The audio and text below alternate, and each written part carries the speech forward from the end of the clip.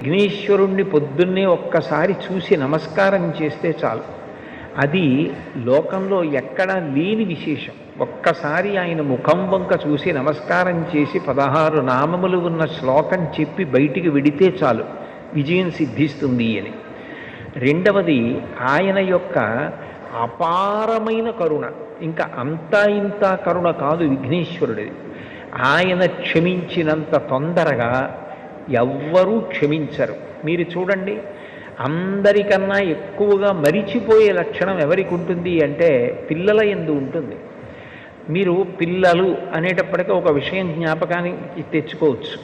పెద్దవాళ్ళు ఏదైనా తింటున్నారనుకోండి, ఎవరో పెద్దలు వచ్చారు ఇంటికి, ఇంట్లో భోజనమో ఫలహారమో చేస్తున్న పెద్ద ఆయన ఆ పళ్ళెం పట్టుకునో లేకపోతే చేతిలో ఏ ఉండ్రాయో కుడుమో పట్టుకుని తింటూ వీధిలోకి వెళ్ళి స్వాగతం పలకడం, ఆ పళ్ళెం లోపల పెట్టి తాను పెడతాడు.